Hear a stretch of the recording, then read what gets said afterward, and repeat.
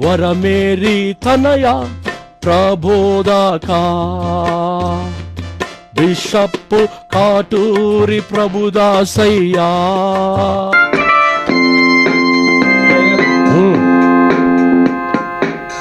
ఈ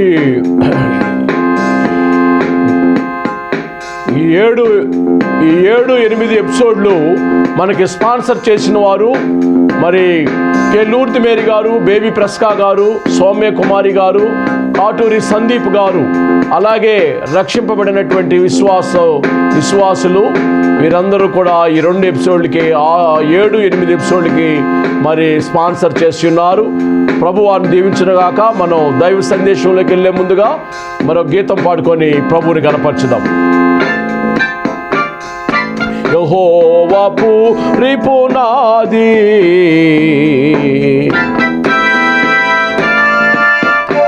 ఇలా మహాస్థిరమైనది,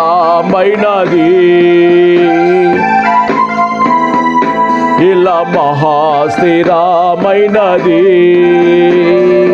మహాసియోను గుమ్మములు యెహోవాకు అతి ప్రియములు. నికాని ఆ జనులెల్లారు కొనియాడి నిన్ను బహు కీర్తింతురు పట్టణమా. యెహోవా పూరి పునాది ఇలా మహాస్థిరమైనది.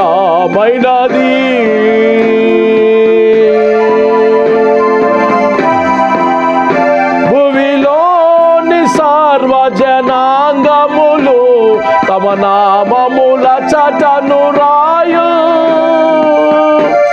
ఆ స్వామి యెహోవా వారి అచట జన్మించిరి అని రాయు. పాటలు పాడి జనాంగమా తమాటలు నీ కాడగలవే అని స్తుతింతురు నిన్ను స్తుతి పాత్ర. ఇక భజింతురు నిన్న నిజ భక్తిని.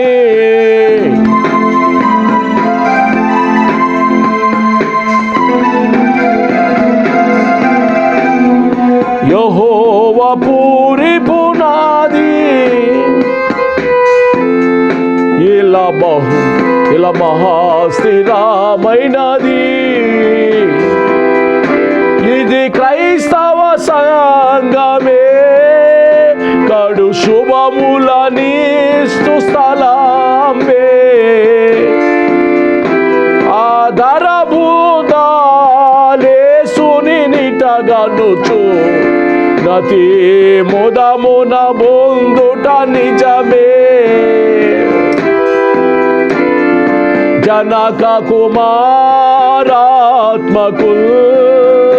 నిక గణ మహిమలు కల్గునుగాక. ఆ దివి నుండి రీతిని ఇప్పుడు నిక నవతరముండును. ఆమేన్.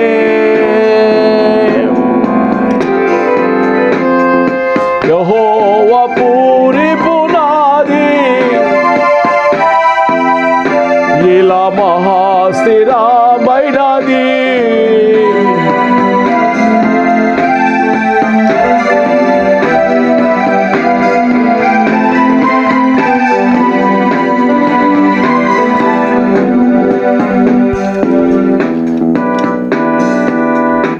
పవిత్రుడు, ప్రియసుతుడు, సర్వేశ్వరుడు హిరాలమైన దీవెనలు ఇచ్చి ఈ యొక్క 7వ ఎపిసోడ్లోకి మనం వెళ్ళే ముందుగా విశ్వాస సంగ్రహమును చెప్పుకునేదము. పరలోకమును భూలోకమును సృజించిన సర్వశక్తి గల పిత అయిన సర్వేశ్వరుని విశ్వసించుచున్నాను.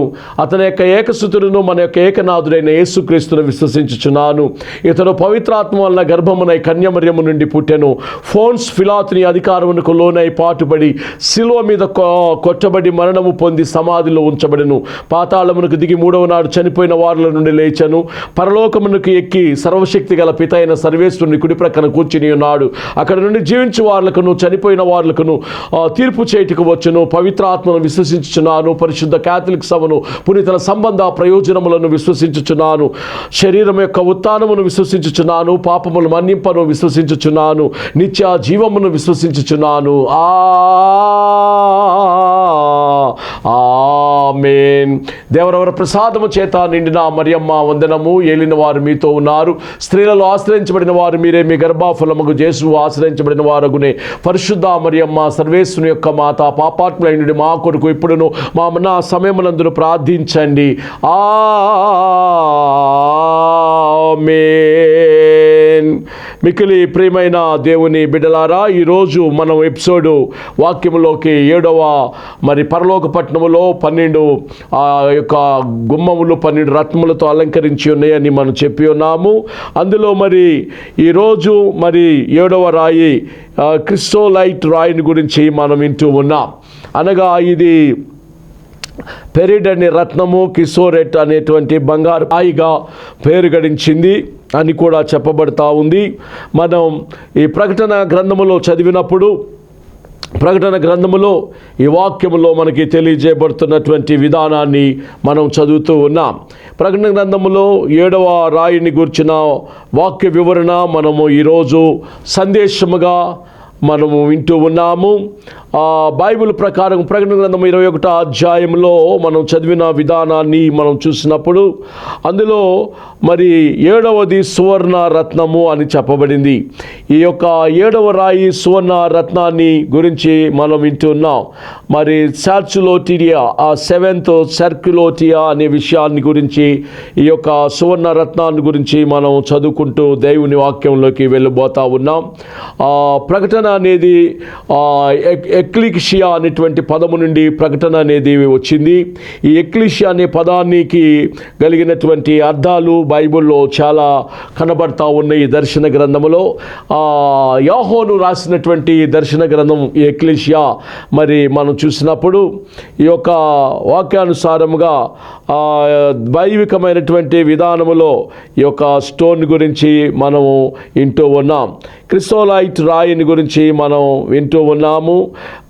బైబిల్ ప్రకారముగా చూసినట్లయితే దేవుని యొక్క వాక్యానుసారముగా ఈ రాయిని పరలోకపు పట్టణంలో 12 గుమ్మాల చేత విస్తరింపబడినప్పుడు ఆ రాయి ఆకారాలు, రంగులు మనం చూసినప్పుడు అది చాలా రసాయనాల కూర్పు ద్వారా అది సమూహంగా చెందిన ఒక ఖనిజంగా ఉంటుంది. పసుపు, ఆకుపచ్చ రంగులలో ఉంటుంది.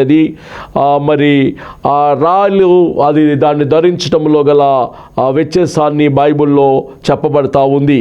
కొన్ని సంస్కృతుల్లో ఇది అదృష్టము, ఆనందం, అధికారం మరియు సూచిస్తుంది. క్రైస్తవులు దీన్ని పవిత్రముతో ముడిపెడతారు, పవిత్రాత్మతో కూడా ముడిపెడతారు క్రైస్తవులు.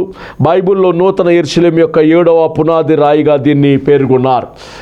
బైబిల్లో మనం చూసినప్పుడు ఇది 7వ పునాది రాయిగా ఆ ప్రకటన గ్రంథంలో చెప్పబడింది. క్రైస్తవులు కూడా ఈ రాయిని ధరించడం చాలా ముదాయకమైన విషయముగా పరిగణలోనికి తేబడింది వాక్యానుసారముగా. అంటే ఈ యొక్క రాయిని ధరించినటువంటి వారి జీవితంలో పవిత్రాత్మతో ముడిబడి నూతన యెరూషలేము అనే ఒక సంఘానికి సాదృశ్యంగా కూడా ఈ యొక్క రాయి ఆనవాలుగా ఉంది. ఆ యొక్క పద్మాసు దీపంలో బందీగా ఉన్న యోహాను ఆ విషయాన్ని ప్రస్తావిస్తూ ఉన్నాడు. ఈ 7వ రాయిని గురించి మనం వింటున్నప్పుడు క్రైస్తవులే కావచ్చు, క్రైస్తవేతరులే కానీ వాళ్ళు ధరించినప్పుడు ఒక ఆత్మస్థైర్యము, ఒక స్థిరత్వము, ఒక క్షేమము, ఒక అభివృద్ధి వారి జీవితాల్లో దక్కడం మనం చూస్తూ ఉన్నాం. కాబట్టి ఈరోజు వాక్యానుసారముగా ఈ యొక్క 7వ రాయి తేనె కంటే, జుంటె తేనె దారుల కంటే మధురమైనది, వెండి బంగారముల కంటే కోరదగినటువంటి దేవుని వాక్యాన్ని, ఈ బంగారపు ఆకారములో ఉన్నటువంటి ఈ రాయిని గురించి మనం వినడం చాలా సంతోషం. అయితే ఈ 7వ రాయి చాలా 7 సంఘాలకు కూడా వర్తించేటువంటి విధానాన్ని కూడా మనం చూస్తూ ఉన్నాం. మరి 7 సంఘాల్లో దర్శన గ్రంథములో, ప్రకటన గ్రంథములో మనం చూసినప్పుడు మరి 1వ అధ్యాయంలో 1 నుంచి 4 వచనాలు చూసినప్పుడు ఆ 4వ వచనములో కూడా చెప్పబడింది ఎఫెసీ నుండి సుర్మా, తుయతైరా, సార్దీస్, ఫిలదెల్ఫియా అలాగా లవోదిక 7 సంఘాలకి సూచనగా ఉంది. ఈ 7వ రాయ సంఘ క్షేమానికి ప్రిపరేషన్ బాగా ఇచ్చేదిగా కనబడతా ఉంది. అందుకనే బైబిల్లో మనం చదివినప్పుడు ఆసియాలో ఉన్నటువంటి సంఘముల వారు మీకు వందనములు చెప్పుచున్నారు. అకుల్లా, ప్రిస్కల్లా అనువారు వారి ఇంటనున్న సంఘము ప్రభువు మీకు అనేక వందనములు చెప్పుచున్నారు. సంఘం వారు ప్రభువునందు మీకు అనేక వందనాలు చెప్తున్నారని ఒక ఐక్యతను సూచిస్తూ ఉంది. అందుకని పరలోక పట్టణంలో ఉన్నటువంటి 7వ మరి ఈ రాయి, ఈ యొక్క 12 రత్నాలతో అలంకరించబడినటువంటి 7వ రాయి, బంగారు ఆకారములో ఉండే ఈ రాయి ఒక ఐక్యతకు సూచనగా ఒక కనబడుతుంది ఉంది బైబుల్లో. The churches of the Asia salute you Aquila and Priscilla and salute you much in the Lord with the church that is in their house అని చెప్తా ఉన్నారు. అంటే పూర్వకాలం అకుల్లా, ప్రిస్కల్లా వాళ్ళ గృహాల్లో కూడా చాపల్స్లా కట్టి అక్కడే మందిరాలు, చర్చిస్, సంఘాలు ఏర్పాటు చేసుకొని ఆ సంఘాల కొరకు ఎంతో ప్రయాసపడి ఒక ఆభరణముగా ఒక విలువైన 7వ రాయి పరలోక పట్టణంలో ఎలా ఉందో అలా సువర్ణమైనటువంటి ఒక బంగారపు తత్వము కలిగినటువంటి ప్రేమను పంచుకుంటూ సంఘాల్లో జీవిస్తూ ఉండేవాళ్ళు. అందుకనే పౌలు ఆ కొరింథీ సంఘానికి వెళ్ళినప్పుడు ఆ పదాన్ని వాడాడు. ఆ పదాన్ని వాడి దాని గురించి ఆయన మాట్లాడాడు.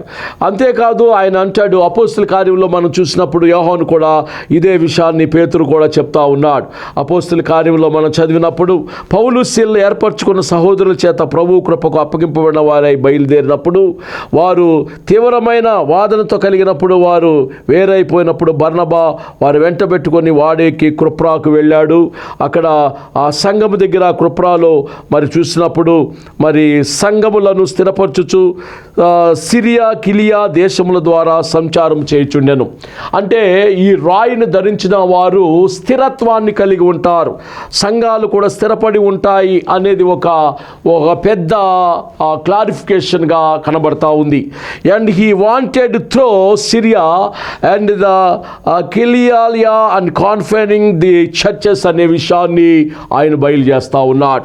కాబట్టి ప్రియా దేవుని పిల్లలారా, పితైన సర్వేశ్వరుడు దేవరవారు హెరాలమైన దీవెనలు ఇచ్చి అపద్రాక్షసములు ఇచ్చి ఆత్మీయ దీవెనలు చేకూర్చాలంటే సంఘాల్లో స్థిరత్వం కావాలి. 7వ రాయి బంగారపు ఆకారంలో ఉన్నటువంటి ఆ రాయి ఒక స్థిరత్వాన్ని, ఒక ఐక్యతను చూపించేదిగా కనబడతా ఉంది.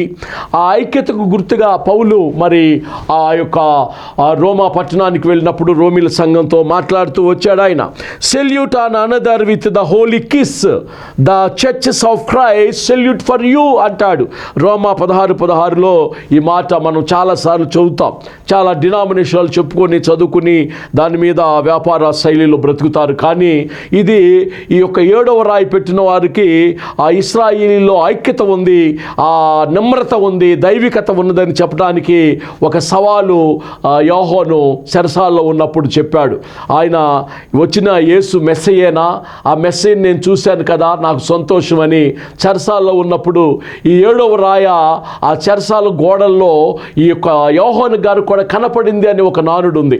కనపడినప్పుడు అది ఒక సువర్ణంగా మెరుస్తుంటే కనపడినప్పుడు ఆయన ప్రభువుని గురించి సమాచారం అడిగాడు. ప్రభువుని గురించి సమాచారం అడిగినప్పుడు నేను విన్న మాట నిజమేనా, క్రీస్తు మెస్సయ్యేనా, ఆ మెస్సయ్య క్రీస్తుగా వచ్చాడా, కన్యగర్భాన జన్మించాడా అని ఆయన అక్కడున్న ప్రజగణాన్ని అడగడం మనం చూస్తాం. అలా అడగడానికి గల కారణం యోహానుకి అలాంటి జ్ఞానయుక్తమైనటువంటి శక్తి ఎలా లభించిందంటే అక్కడ ఆ ప్రిజన్లో 7వ రాయి కనపడింది ఆ గోడల్లో అనేది ఒక ఇంటర్నేషనల్ థియోలాజికల్ ఫ్యాకల్టీలో ఒక తీర్మానంతో కూడినటువంటి పారబుల్ చెప్పబడింది. కాబట్టి ఎప్పుడైతే అలాగా ఐక్యత ఉంటుందో వీళ్ళల్లో ఏముంటుందంటే క్రీస్తు సంఘములు వందనాలు చెప్పుకుంటూ ఐక్యతగా జీవిస్తాయి, స్థిరత్వం కలిగి ఉంటారు.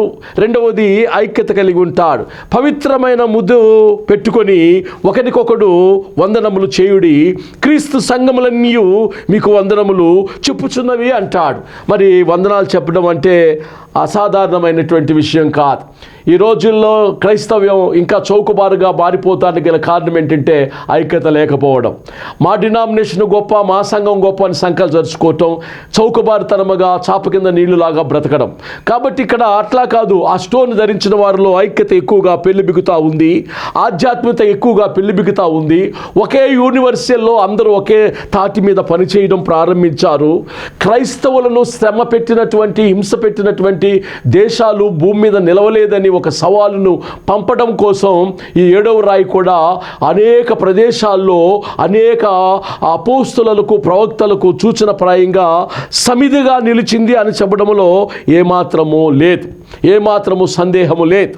కాబట్టి అందుకనే అపోస్తులైన పౌలు గలతీ సంఘానికి వెళ్తాడు. వెళ్ళినప్పుడు ఆ యొక్క గలతీయులతో ఆయన మాట్లాడాల్సి వచ్చినప్పుడు ఆయన చెప్తాడు గలతీయుల సంఘాలతో, నాతో కూడా ఉన్న సహోదరులను గలతీలో ఉన్న సంఘముల వారికి శుభమని చెప్పు రాయి. మూడవది ఏంటంటే ఈ రాయి ధరించిన వారు స్థిరత్వం కలిగి ఉంటారు. రెండవది ఐక్యత కలిగి ఉంటాడు.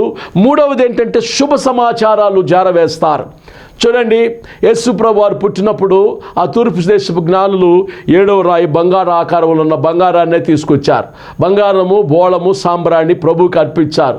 ఆ పెట్టెలు విప్పినప్పుడు ఆ బంగారము తెరవబడినటువంటి ఆ బంగారం యేసు పాదాల దగ్గర పెట్టినప్పుడు ఆ పశువుల తొట్టి దగ్గర ఎదుగో ఆ యొక్క పరలోక పట్టణంలో ఉన్న 7వ రాయి సువర్ణము ఆకారంలో ఉన్న రాయి అక్కడ ప్రతిష్ఠ చేయబడింది. ఆ పశువుల తొట్టి ముందు ప్రతిష్ఠ చేయబడింది. ఆ యొక్క గొర్రెల కాపురులు సాగిలపడి వారి పెట్టెలు ఇప్పి సంబరాన్ని, బోళము, మరి బంగారం ఆయనకు అర్పించి ఆయన మొక్కారు, ఆయనకి సాగిలపడ్డారు, ఆయన నామాన్ని ఘనపరిచారు, ఆయన నామాన్ని కీర్తించారు. కన్యగర్భమునందు పుట్టెను కరుణగల రాక్షకుడు క్రీస్తుడు, ధన్యులగుటకు రండి వేగమే దీనులై మోక్షమాన్యులై చింతలేదిక యేసు. వాళ్ళ దగ్గర ఏదున్నా ఇయటానికి వాళ్ళు రెడీ అయ్యారు. ఎక్కడెక్కడో వేరే కంట్రీస్ నుంచి ముగ్గురు వచ్చారు. ఆ ముగ్గురు కూడా ఆ గొర్రెల కాపురులు, జ్ఞానులుగా ఉన్నవారు. వాళ్ళు పెట్టెలు విప్పి సాంబ్రాణి, బోళం యేసు పాదాల మీద బొట్టి మెస్సయ్య మనకు దొరికాడు. ఆ మెస్సయ్య సృష్టికర్త మనకు జన్మించాడు. ఆది యందు భూమి ఆకాశములు సృష్టి భూమి నిరాటంకముగా శూన్యముగా ఉండి అగాధ జలములపై ఆత్మ అల్లాడింప చేసి పంచభూతాలను నోటి మాటతో కలిగి చేసిన రక్షకుడే ఇక్కడ పుట్టాడు. కాబట్టి ఇదిగో 7వ రాయికి గుర్తైన ఈ బంగారం నేను ఇస్తున్నానని ఒక కాపరి, ఒక గొల్లవారు తీసుకొచ్చి అది ఇచ్చారు. ఒక ఆయన మరి ఆ బంగారము బోళమును ఆ దాచేటువంటి ద్రవ పదార్థముగా ఉండేటువంటి దాన్ని ఇచ్చాడు. ఒక ఆయన మరి సాంబ్రాణి అనగా విరిగి నలిగిన జీవితాన్ని గుర్తుగా ఉన్న దాన్ని తీసుకొని ఇచ్చాడు. కాబట్టి ఈరోజు ఏంటంటే మరి ఆ 7వ రాయి శుభాన్ని చూపించేదిగా ఉన్నది. మొట్టమొదటిదేమోనా ఐక్యత, రెండవదేమోనా మరి ఆ ఐక్యతతో కూడినటువంటి స్థిరత్వము, మూడవదేమోనా శుభాన్ని చేకూర్చేదిగా ఉన్నది. ఈరోజు ఈ వాక్యం వింటున్న నీవు ఆ ప్రకటన గ్రంథంలో ఉన్న 7వ రాయిలో ఉన్న ఎపిసోడ్ చాలా విలువను సంతరించేందుగా కనబడతా ఉంది. వాక్యానుసారమైన నిబద్ధతతో కూడినదిగా కనబడతా ఉంది.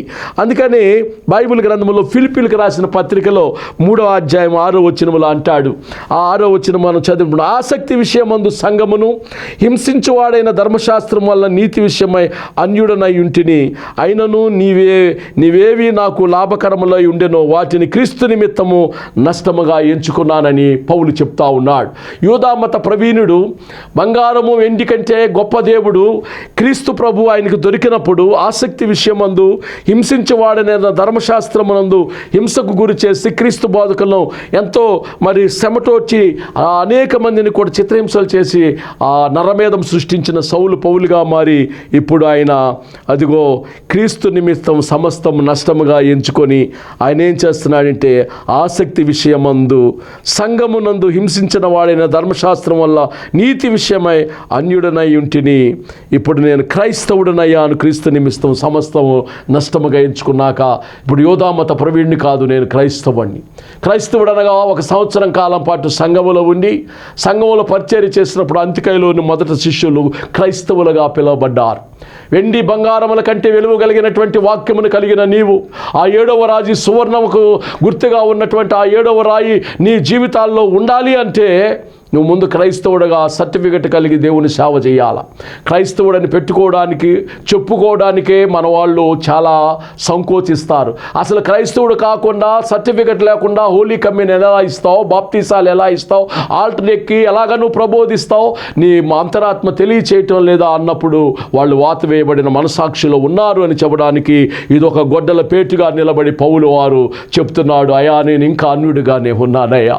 క్రైస్తవుడైనటువంటి వెండి బంగారముల కంటే వెళ్ళగలిగిన దేవుని వాక్యాన్ని, క్రీస్తు వాక్యాన్ని విని కూడా నేను అన్యుడిగా ఉన్నాను. కాబట్టి ఇప్పుడు క్రైస్తవుడిగా సమస్తాన్ని పెంటగా వెంచుకొని సమస్తమును నష్టముగా వెంచుకొని నేను క్రైస్తవుడిగా ఉంటాను అని చెప్పడమే కాకుండా ఉండి కూడా ఆ దేశ ప్రధాని అగ్రప్ప రాజు దగ్గరికి వెళ్ళి, రాజా అగ్రప్ప నిశ్చయముగా నువ్వు క్రైస్తవుడు అవ్వాలి అని శాసనం చేసినటువంటి వ్యక్తి.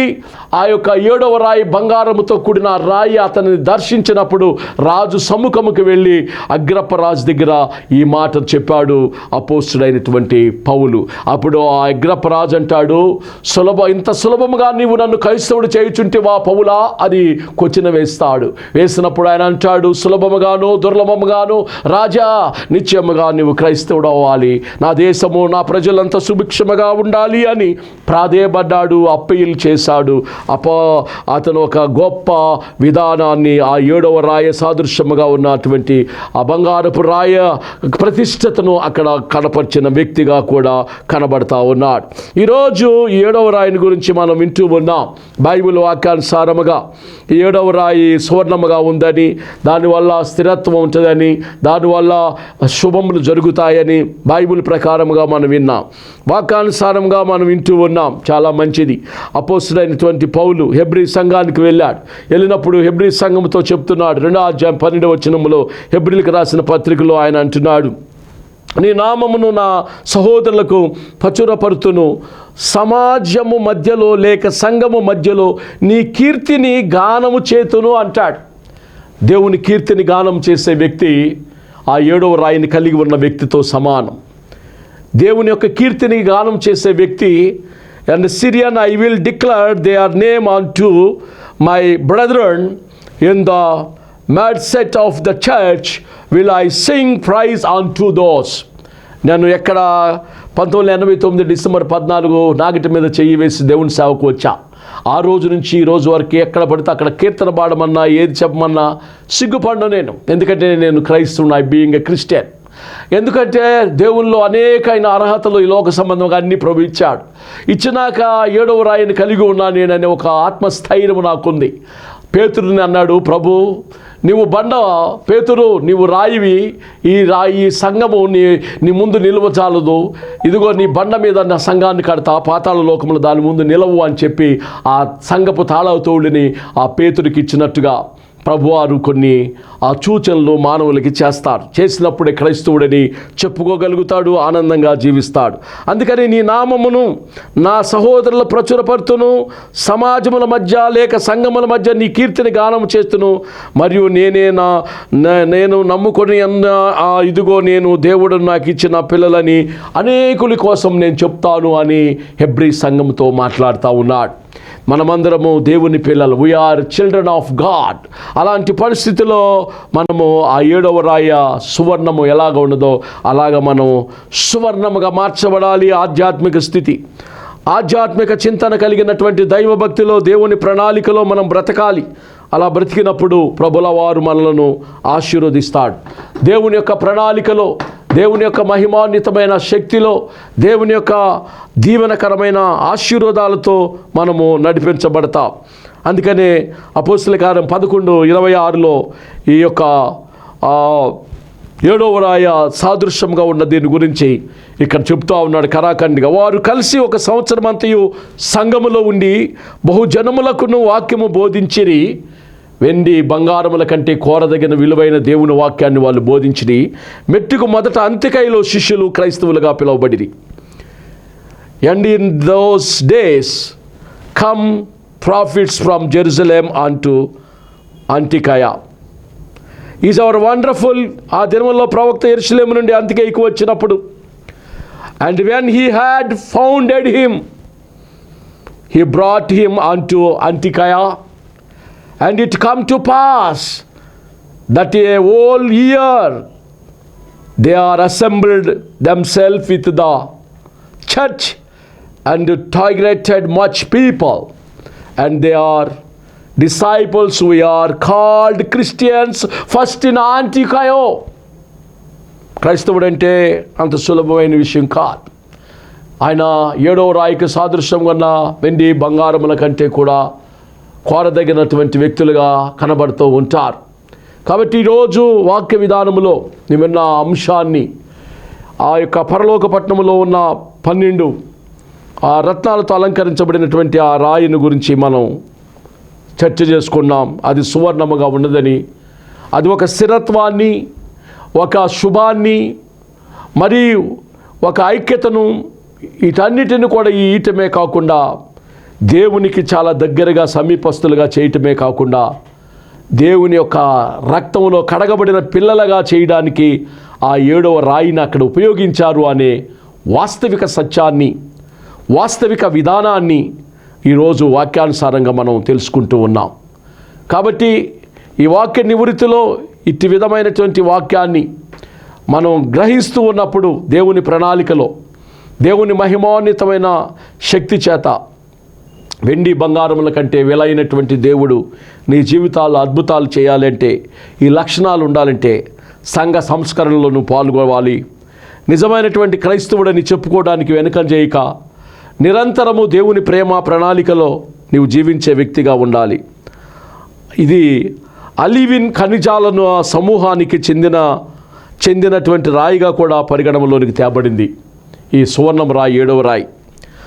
కాబట్టి స్తోభోతత్వానికి ప్రతీకగా ఉంటుంది. క్రిస్టోలైట్ రంగు కారణంగా దీన్ని బంగారపు రాయి అని కూడా అర్థం వచ్చేలాగా దీని పేరు పెట్టారు. క్రిస్టోలైట్ గురించి వివరణ చూస్తే రసాయన కూర్పుగా ఉంది. ఆ యొక్క 7వ రాయి రంగు పసుపు, ఆకుపచ్చ రంగులలో ఉంటుంది. ఇతరుల పేరు కూడా దీనికి ఉన్నాయి. పెరిడాడ్ లేదా అవిలిన్ అని కూడా పిలుస్తారు. కాఠిన్యం 6 నుండి 6-10, 6-5 వరకు కూడా ఆ తేదీల్లో ఉన్నవారు ఆ కంకణ శాస్త్రం చూసి ఆ శాస్త్రజ్ఞులు, పండిట్లు వాటిని ధరించడం కూడా ముదాయికంగా ఉంది. కొన్ని సంస్కృతుల్లో అది అదృష్టం, ఆనందం, అధికారం మరియు శక్తిని సూచించేదిగా ఉంటుందని వారు ప్రగాఢంగా నమ్ముతారు. క్రైస్తవులు కూడా విశ్వసిస్తారు. కాబట్టి 7వ పునాది రాయిగా దీన్ని పేర్కొన్నారు ఈ రాయిని. మరి ఈ రాయిని గురించి మనం విశ్లేషణ చేసాం. ఆ సియోనులో స్థిరమైన పునాదిగా 7వ రాయి కూడా నిలిపాడు అనేది వాక్యానుసారమైనటువంటి విధానముగా మనం తెలుసుకుంటూ ఉన్నాం. మరి సంఘ కార్యక్రమాలకి, సంఘ విధానాలకి మనం దగ్గరగా మనం ఉంటూ రాబోయే దినాలలో క్రైస్తవులమని మనం చాటి చెప్పడమే కాకుండా భారం కలిగి ప్రార్థన చేస్తూ దేవుని గురించిన పరిచర్య చేస్తూ అనేకుల్ని దేవుని తట్టుకు తిప్పి క్రైస్తవులు లేని ప్రపంచమే లేదు అని చాటి చెప్పే బాధ్యత భుజస్కంధాల మీద ప్రతి ప్రబోధకుడు స్త్రీ సభ మైత్రులు వేసుకోవాలని మనసా వాచ ఈ 7వ రాయికి సాదృశ్యముగా ఉన్నటువంటి క్రిస్టోలైట్ని గురించిన ఈ సందేశాన్ని, ప్రకటన గ్రంథంలో ఉన్న సందేశాన్ని మనం విన్నాం. ఇట్టి వాక్యమును వినికిడిలో ప్రభుల వారు దీవించునుగాక. ఆమేన్. పరలోకమందున్న మా తండ్రి, మీ నామం పూజించబడునుగాక, మీ రాజ్యము వచ్చునుగాక, మీ చిత్తము పరలోకమందు నెరవేరినట్లు భూలోకమున నెరవేరునుగాక. నా నాటికి కావలసిన మా అన్నం నేటికి మీరు మాకు దయచేయండి. మా యొద్ద అప్పుప్పుడు వారిని మేము మన్నించిన ఆ ప్రకారం మా పూర్ణముదా మన్నించండి. మమ్ము శోధనలోనికి తేక కీడు తప్పించండి. రాజ్యం, శక్తి, మహిమ నిరంతరము మీరై ఉన్నారు. ఆమేన్. పితా, పుత్ర, పవిత్రాత్ముడి ఐక్యతతో ఒకరినొకరు ప్రేమ, అనురాగములతో, సఖ్యతతో, సమాధానముతో జీవించిడి. ఏలిన వారు మీతో ఉందురుగాక. ఆమేన్. Thank you to all.